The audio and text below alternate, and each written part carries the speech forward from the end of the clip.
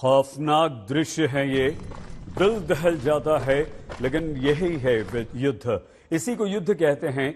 अगर आप किसी को मारोगे तो वो भी आपको मारेगा। और इस समय हमास ने इसराइल पर जो 5000 मिसाइलें दागी थी, अब इसराइल ने ये किया है।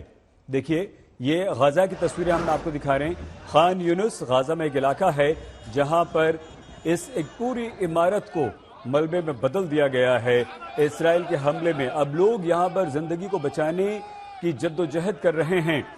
अब इस हमले में अगर कुछ लोग दबे हुए हैं इस मलबे में, तो उन्हें बचाने के लिए यहां पर युद्ध के बीच जिंदगी को बचाने की जंग चल रही है और लोगों को बचाया भी जा रहा है। देखिए, एक बच्चे को इस मलबे से निकाल के ले जाया गया। लोग दबे हुए हैं और नीचे से जिंदगी दिखाई दे रही है। लोगों की जिंदा लोगों की आवाजें आ रही हैं और उन लोगों को बचाने का प्रयास भी चल रहा है।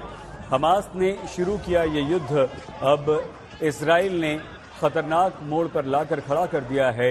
हमास के 200 ठिकानों पर इसराइल ने हमला किया है। इसराइल ने यह भी दावा किया कि उसने बीती रात हमास के इन ठिकानों पर हमला किया और ये ठिकाने 200 हैं। ये तस्वीर गाजा शहर की है जहां बिना चेतावनी के इस इलाके में हवाई हमला किया गया। इस इमारत में नाजर परिवार रहता था, 7 लोग परिवार में थे। हमले के बाद मलबे से 4 लोगों के शव अभी तक निकाले जा चुके हैं, लेकिन इस बात की उम्मीद बहुत कम है कि कोई भी व्यक्ति अब इस हमले में जिंदा बचा होगा। तो ये गाजा की तस्वीरें हम आपको दिखा रहे हैं। हालांकि ये कहा जा रहा है इसराइल की तरफ से कि हमास के आतंकवादियों के ठिकानों पर वो हमले कर रहा है, लेकिन कई बिल्डिंगों में आग लग गई है। पूरी तरह से बिल्डिंगें मलबे में तब्दील हो चुकी हैं। कई लोगों के बिल्डिंग के मलबे में दबे होने की आशंका व्यक्त की जा रही है। जिंदगी को तलाशा जा रहा है, लेकिन उसकी संभावना, उसकी उम्मीद काफ़ी कम है। और ये तबाही के निशान हैं जो हमले के बाद हुए हैं। आग लग रही है, बिल्डिंग पूरी की पूरी तबाह हो गई है और जिंदगी बची नहीं है। बर्बरता, दरिंदगी और उसके बाद बदला, तो नुकसान सिर्फ इंसानी जिंदगी का है। हमास के आतंकवादी लोगों के घरों में घुस गए हैं अपनी जान बचाने के लिए, लेकिन इसराइल ने कहा है कि हम ये हमले करते रहेंगे। 200 हमले किए हैं इसराइल ने और इस तरह से गाजा में कई सारी इमारतों को तबाह बर्बाद यहां पर कर दिया है।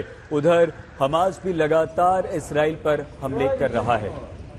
गाजा पट्टी के पास की सरहद पर के पास है और यहाँ पर पीछे देख सकते हैं बहुत तेजी से रसद सामग्री को लाया जा रहा है इजराइल के बड़े ऑफेंसिव के लिए, जो गाजा पट्टी में अब से कभी भी शुरू हो सकता है। अगर आप मेरे पीछे देखें तो ये इजराइल की सेना यहाँ पर तैनात है। यहाँ पर इजराइल की बख्तरबंद गाड़ियां बड़ी संख्या में है।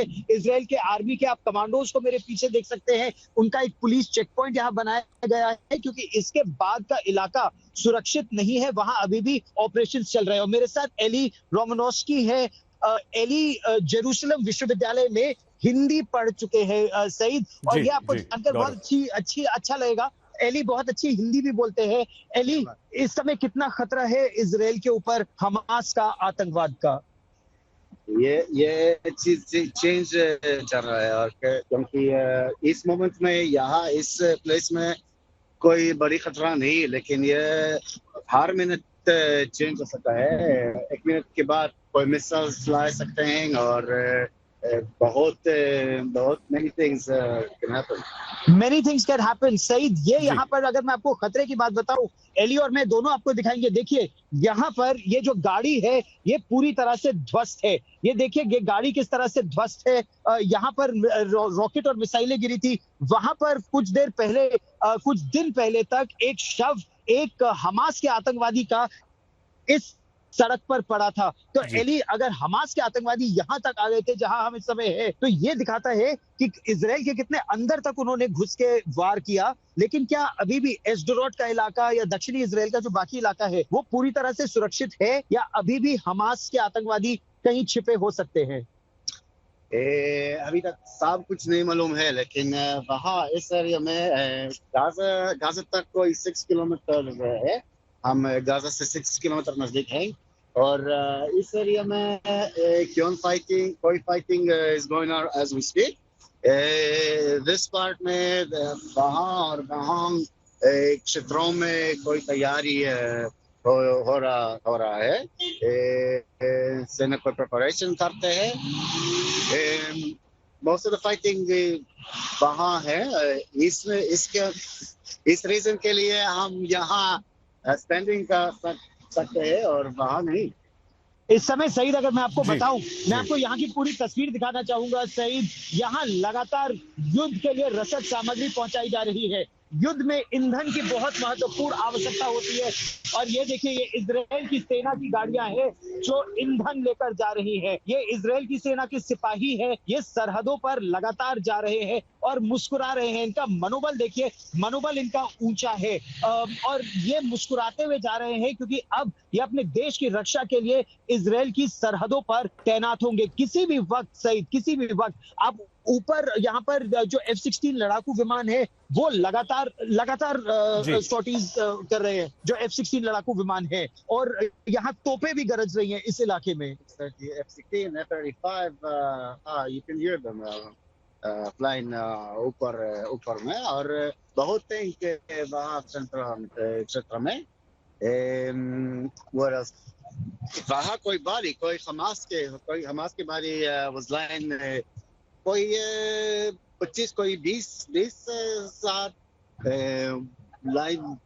सही, जो चिंता की बात है, जैसा एली हमको बता भी रहे थे कि यहाँ पर टैंक और बख्तरबंद गाड़ियां इजराइल की सेना के पूरे अलग अलग भागों से उन्हें यहाँ पर लाया गया है। और बख्तरबंद गाड़ियां और टैंक जब आते हैं किसी जगह पर, तो वो आप अंदाजा लगा सकते हैं सईद कि वो एक ऑफेंसिव रोल के लिए पूरी तरह से तैयार है।